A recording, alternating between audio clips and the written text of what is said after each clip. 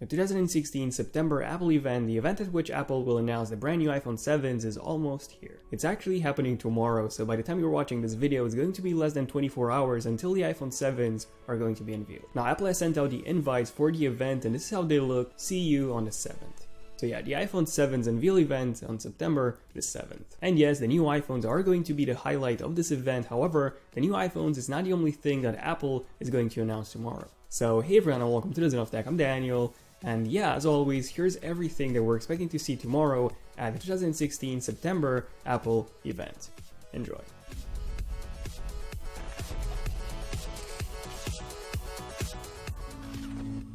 So number one, this is obviously going to be the brand new iPhone 7 and the iPhone 7 Plus. So these are going to be the main highlight of the 2016 September Apple event, and I've already covered everything there's to know in terms of the iPhone 7 in my Final Weeks of Rumor series. And by the way, over the past few days, all the final iPhone 7 details have been confirmed by multiple sources. So all the spec details, all the camera details, including that sensor size that we didn't know before, and also all the design details. And in case you missed it, I did a video yesterday covering 16 brand new iPhone 7 confirmed iPhone 7 features that I haven't talked about in my previous iPhone 7 Leaks and Rumor series. So yeah, definitely check out this video in case you want to know all the final details about the iPhone 7 before tomorrow's event. But yeah, long story short, you pretty much know what to expect from the iPhone 7. So same exact design as the iPhone 6 and the iPhone 6s. The biggest design differences are going to be the lack of the headphone jack, that's going away. The antenna bands on the back are also going away, so only the one on the sides are going to still be there. And we're also getting a second speaker grill, which by the way is not actually going to be a speaker, but an amplifier instead. And yeah, I covered this in detail in yesterday's video. Other than that, the performance is going to be about 35% better, so faster performance on the iPhone 7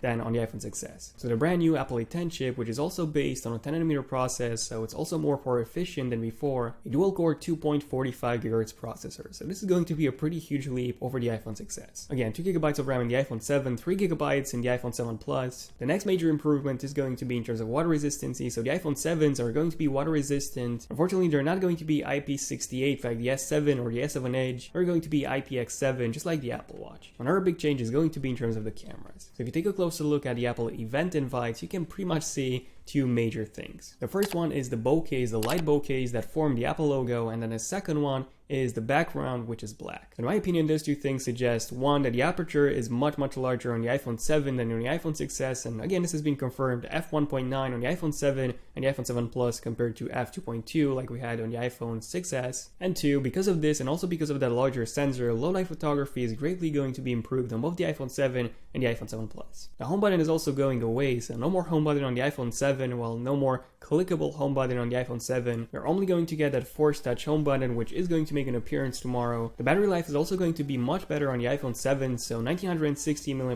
battery on the iPhone 7 and 2910 on the iPhone 7 Plus. This combined with the efficiency of the Apple A10 chip, which again is a 10nm process, so the die size is smaller and the processor is much more power efficient. Overall, the battery life is going to be a really welcome improvement over the iPhone 6s. I'm not going to go in any more detail because I've pretty much covered everything in terms of the iPhone 7 in my previous videos. But yeah, the big question, when is this thing going to be released? So the unveil event is tomorrow, September the 7th, and according to some sources, the pre-orders will start 2 days after, so on September the 9th. And then the iPhones will ship a week later on September the 16th. Now take a look at this leaked AT&T inventory image, and according to this, September the 9th and September the 23rd are the dates when the merchandise is going to reset. So this again confirms September the 9th as being the pre-order date, and the launch date in the end might be September 16th or September the 23rd. And yeah, the majority of the event is going to be focused on the iPhone 7, pretty much on how the iPhone 7 won't come with a headphone jack and why having no headphone jack is much better than having a headphone jack. Apple will try really hard to convince you that. Apple's also going to promote their new headphones, so the new Apple AirPods are going to be unveiled tomorrow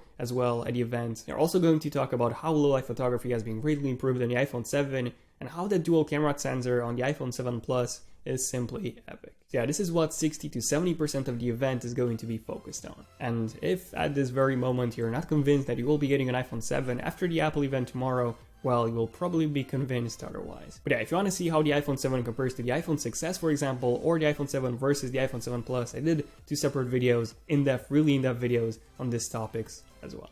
Moving on to number 2, the second big announcement is going to be this thing. Not the Apple Watch 1, but the Apple Watch 2. The Apple Watch 2 is coming tomorrow. So if you go to Apple's website, almost all Apple Watch models are now out of stock, and even some Apple Watch bands, all of which point to an imminent update. And by the way, an update for the Apple Watch has been long overdue. The first generation Apple Watch, this one, was unveiled in September 2014 alongside the iPhone 6, so that was actually, 2 years ago. Really, really long time ago. However, the Apple Watch 1 was only released in April 2015. In terms of the second generation Apple Watch, the Apple Watch 2, again, I also did a really in-depth video on this as well. Apple Watch 2, my finalists and rumors video. So in case you want to know everything there's to know in terms of the Apple Watch 2, the video is linked here. Again, I'm linking all these videos because they're really long and in-depth. And yeah, if I were to say everything that I've already said in those videos in this video, then this video would have been like almost 2 hours long. And no one wants to watch a 2-hour video. A long story short, in terms of the Apple Watch 2, the design is going to remain exactly the same. And this is both a good and a bad thing. It's a bad thing because in my opinion, the Apple Watch 1, it looks okay, it looks good, but it doesn't look amazing. In my opinion, the best looking Apple Watch is still the Huawei watch. This thing just screams premium, and it actually looks like an actual watch instead of the Apple Watch, which does look like a smart watch. And yes, rectangular displays do give you more screen real estate, although in my opinion, circular displays on watches and smartwatches look much, much better. Okay, Daniel, so what are going to be the main changes in terms of the Apple Watch 2? So the first one is going to be a brand new processor, the Apple S2 processor. In case you don't know, the S1 that's inside the Apple Watch 1, this is actually a 32-bit chip. It's not even a 64-bit chip. The second generation, the S2, is going to be a 64-bit processor. And yes, the Apple Watch 1 is pretty slow and it lags constantly. Even with WatchOS 3.0, the Apple Watch 2 is going to be much, much faster, up to 50% faster than the first generation Apple Watch, so the speed is going to be the main improvement. The amount of RAM is also going to be increased from 512 megabytes on the Apple Watch 1 to 1 gigabyte on the Apple Watch 2. Besides this, another one of the key selling points of the Apple Watch 2 is going to be a GPS. So yeah, the Apple Watch 2 will be able to track your exact position without you needing to have your iPhone in your pocket all the time. Pretty cool. Next up, we have improved water resistancy. The Apple Watch 2 is going to be more water resistant than the Apple Watch 1. Maybe it's finally going to be IPX8 certified, and better water resistancy also hints to the possibility of Apple including a swimming workout in the Workouts app as well. So hopefully you will be able to go swimming with your Apple Watch. I still go swimming with my Apple Watch, even though I shouldn't, because chlorine damages the seals that seals the watch from water. But now with the Apple Watch 2, apparently you would be able to do this officially and hopefully track your swimming progress as well. That would be really, really awesome to see. Another big improvement is going to be in terms of the battery life. So before I said that the Apple Watch 2 is going to look exactly the same as the Apple Watch 1, and that's mostly true. The only design difference is going to be in terms of the display. But the display of the Apple Watch 2 is much, much thinner than the display on the Apple Watch 1. It's finally laminated, by the way, finally. And because the display is much thinner now, Apple actually had more room inside the Apple Watch 2, more room for a larger battery. A battery that's actually 35% larger than the Apple Watch 1. Now this increase in battery is mostly needed for that GPS and also for the new fitness trackers and also for the new processor. However, the battery life overall is still going to be quite a bit better than on the Apple Watch 1. With my first generation Apple Watch, I can go through 1.5 days of usage, so with the Apple Watch 2, maybe this will be bumped to 2 days. The Apple Watch 2 is also going to come with some brand new sensors. The first one is going to be a barometer. So for example, if you decide to climb a hill or a mountain, the Apple Watch 2 will actually know the height of your climb. The iPhone 6s already comes with a barometer, by the way. And then a second sensor is supposedly going to be an oxygen level meter. I also covered this in my Apple Watch 2 Finals and Rumors video. The Apple Watch 1 does come with an oxygen level meter, however, for some reason it's disabled. Apparently it didn't get the FCC approval in time. And the Apple Watch 2 is supposedly going to have it activated this time, and hopefully the Apple Watch 1 will get an update to activate it as well. New materials such as titanium have been said to come, so titanium would be more expensive than the Apple Watch, the stainless steel edition. However, I don't see this coming, honestly, just because, well, the Apple Watch Sport, the cheapest one, is the most popular option. In my Finalists and Rumors episode, I also talked about iPhone independency. Unfortunately, this won't be coming with the Apple Watch 2, only with the next Apple Watch next year, so it basically won't have an LTE modem inside, so you will still need your iPhone for everything other than GPS. Finally, in terms of the Apple Watch, there have been more rumors suggesting that Apple will actually unveil 2 Apple Watch models tomorrow. One of them being the Apple Watch 2, and the second one being an upgraded version of the Apple Watch 1, an Apple Watch S. And the Apple Watch S would be a cheaper version of the Apple Watch 2, so it would come with that processor, the new processor, and 1GB of RAM as well. However, it won't come with GPS, the new sensors, and no better water protection at all. I personally don't see Apple doing this, releasing 2 separate Apple Watch models with so little differences between them, but I just wanted to mention this anyways because there have been a lot of reports on this. But considering what Tim has done in the past, like releasing an iPad Air 3 with a different name, iPad Pro 9.7 inch, and then asking more just because of the name, well, anything is possible. So who knows, we might see like 10 different Apple Watch models tomorrow. Next up, we have iOS 10. So iOS 10 is expected to be released tomorrow. We haven't had the GM version yet, and the GM version is usually released a few days before the final public release. Now, usually the new Apple event is when Apple releases the new software to the public. So the new iOS 10, the new macOS Sierra, and the new watchOS 3, but again, we haven't had the GM version yet, so most likely Apple is going to release the GM tomorrow, and then the final version to the public around the 20th of September. Number 4, let's talk about something that we haven't talked about in a really long time, the iPods. So unfortunately, the iPods are pretty much dead. If you go on Apple's website, you can see that the iPod menu has actually been removed completely. You can only find it now on the bottom of the page, so yeah.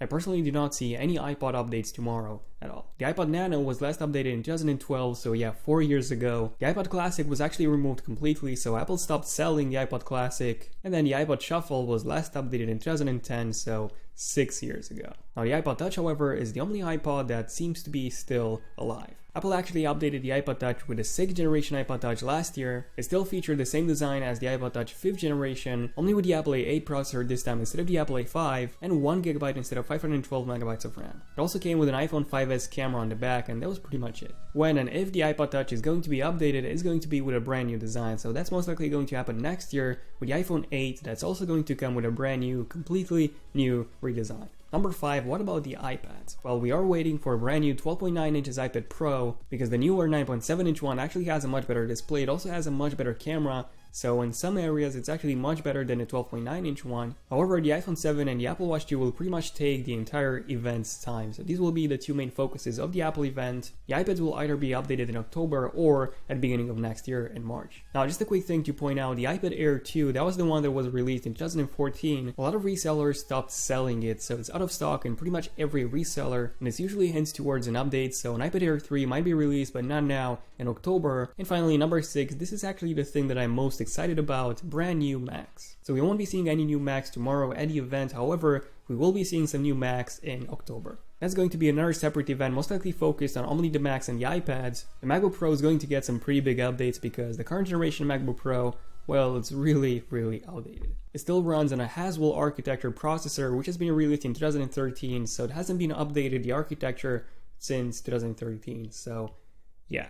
The GPU and the flash storage have been updated last year in 2015, however this year's model is going to be pretty huge. I did a leaks and rumors video about the new MacBook Pro, the 2016 MacBook Pro. Long story short, this is going to be a massive update, brand new design. It's also going to have a touch bar that will replace the function keys, a new AMD Polaris architecture, faster flash storage, and also USB 3.1 Type-C, and Thunderbolt 3 as well. And then the new iMacs are also going to be updated with the brand new AMD Polaris architecture in October as well. And the MacBook Air is also expected to be getting an update with USB-C and a Retina display as well in October. But yeah, let me know in the comments, what are you guys most excited for when it comes to tomorrow's Apple event? For me personally, it's the iPhone 7 for tomorrow, and then definitely the new MacBook Pros in October. Also feel free to subscribe to my channel Zone of Tech for more Apple event coverage tomorrow, and also feel free to follow me on Twitter at Zone of Tech for more tech updates there as well.